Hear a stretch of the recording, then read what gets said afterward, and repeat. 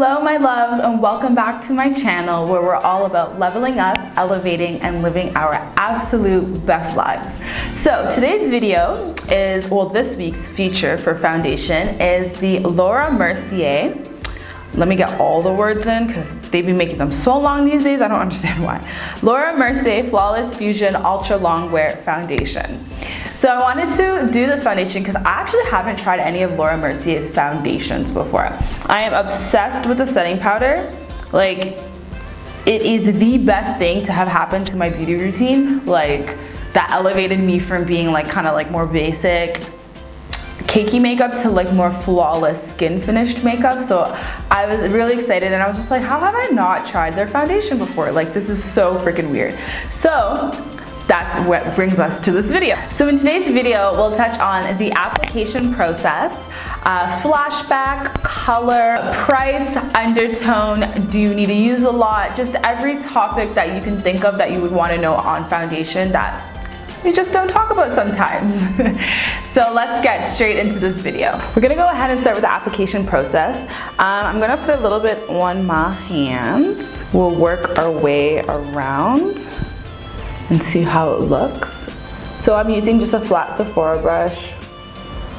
And this is a bit light, but I remember when swatching it in store, ooh, a little goes a long way because this is a lot, and I thought it was a little.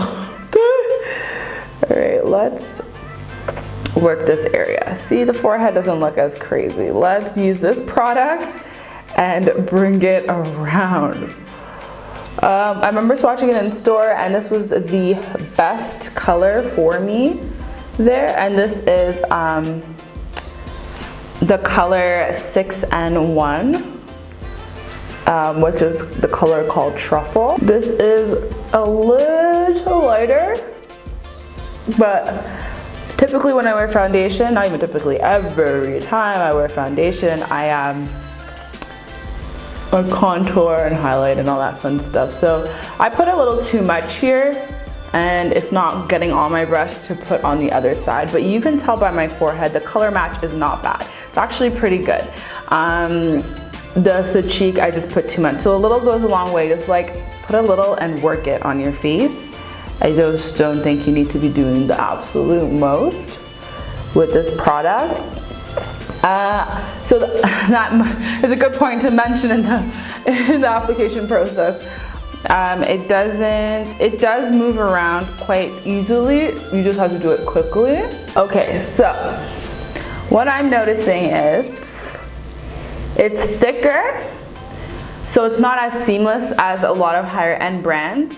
It is a little bit more like elbow grease. So that causes the application process to just be a little bit harder than what I really usually prefer. So I would definitely say that easy application process could be easier if it was a little bit more smoother, but I think it is more of a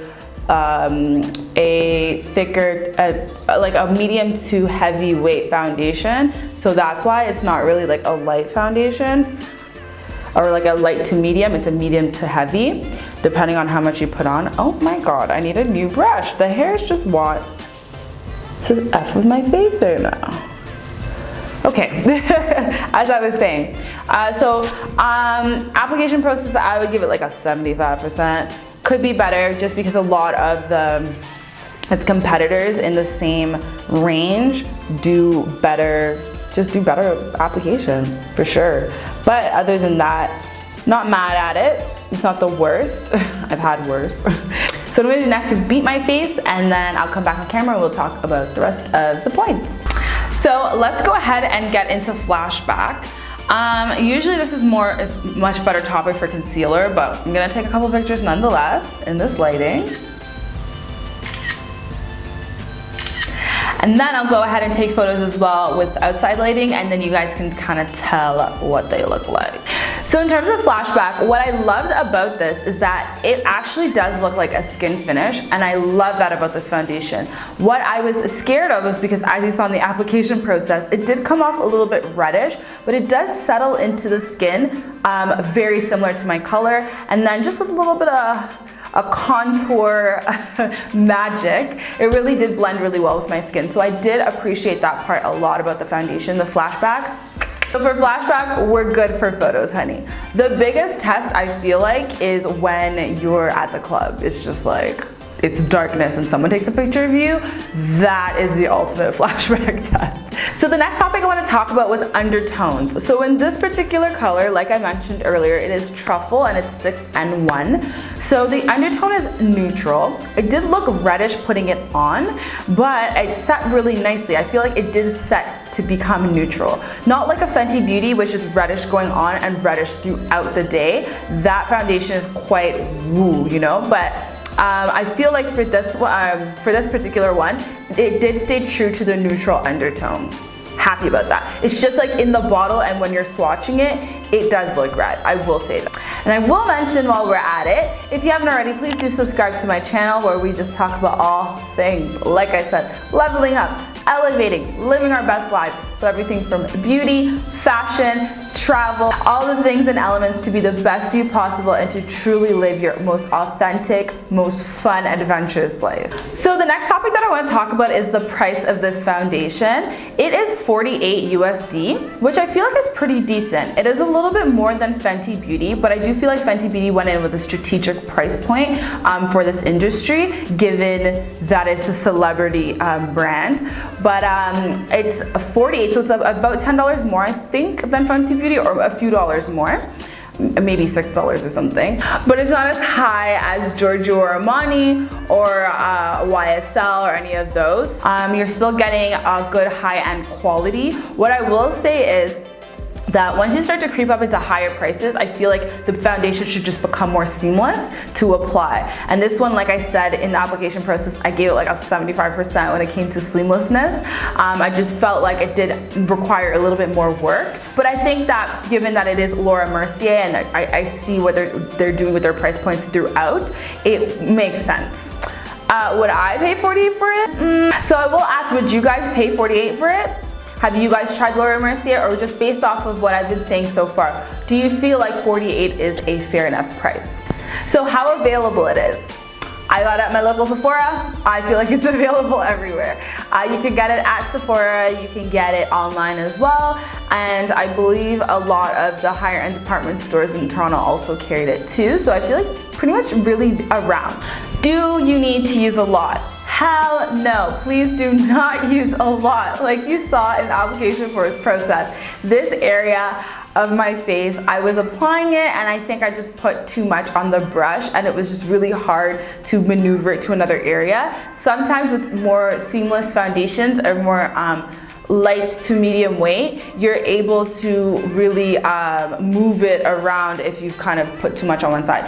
I found it quite difficult, so please use a little, like build it up as you go slowly. So, is this foundation a cruelty-free foundation? I base this off of going on Sephora and checking because I feel like they do their work for us. It'll say cruelty, like clean brand, cruelty-free brand, whatever. So from what I see, it doesn't seem that it is. It doesn't seem that it's cruelty-free or super clean for the face. Like I said before, there are some ingredients that you start to just gear away from the older you get because you just are like, you want your face to stay lifted as long as life will allow. And if anything is trying to make that shit fall, you're just like, no. So with that being said, it's neither from what I see, but please do correct me if I'm wrong in the comments below. So my last and favorite topic is the color. This is huge for me because this is everything. Literally, as a dark-skinned woman, it is very hard to find color matches that make sense, especially like I get it. It took me a long time. At first I was like, like work with what everyone's got. Then it got to a point where I was like, why can't you cater for us? Then I started to understand the complexity of my skin, not being black in general. Just the fact that personally I have different undertones all over my own face, my body, different colors. Like it's not one general color throughout, or not even two. It's like 12. So personally, I like this category because I can then share with you guys what foundations do truly work for me. So in terms of this, like I said before, but I'll mention it again, I use the color Truffle and the number is 6N1, so a neutral color. And I felt like it was rather orangey red when I put it on. I was like a little worried there. I was like, oh my God. But I also do know how to make foundations work. But funny enough, once I do put on my concealer and do all like the fun processes, it didn't actually require that much to do and fix. Like I just did my usual, put on MAC 24-hour concealer, put on my Laura Mercier powder, did my usual contour and whatever, my Huda Beauty contour, and everything was good. So I didn't have to actually do anything or mix anything for this particular foundation. I feel like I matched my neck. That is like my most important aspect of any foundation. I need to generally be, I need to match my neck. Everywhere else on my body, who knows, it's a different story. But that's one of my main concerns. In terms of color ranges, I felt like they did a good job offering a lot more. I feel like the fact that now there's even a brownish setting powder, like the medium deep, means that they obviously realized they had to cater, because for the longest, I don't believe that that was there from the very beginning. I think it did come in later, and I'm pretty sure from then they introduced darker, or not just darker, but more dark options for foundations. So I will say that just in general, there's always room for improvement in every brand. Even these brands doing their 50 drops, sometimes it's 45 of one similar type of person. So, you know, in terms of Laura Mercier, I'm actually pretty happy with this for my color. In terms of if you're darker than that, there's only one other shade after, which is Espresso. So that is still a problem, because that's really pretty much what it's been for years, and so many other brands have now realized there's like a gazillion, not a gazillion, but there are more shades after me. I know I'm very dark skinned, I know I'm pretty dark, but like there are certain regions of the world that are darker than me, and even within those there's a few shades. So there's definitely room for improvement when it comes to color. What do you guys think? Did you feel like you found that the color was a good match for me? Given that there's only one shade darker than me and one shade lighter, and the one shade lighter isn't even that close, what did you guys think? Is Laura Mercier a yes or a no? Personally, for myself, I would only wear this foundation in cooler climates. It is too hot for this. I just don't like anything that cakes on, is too thick.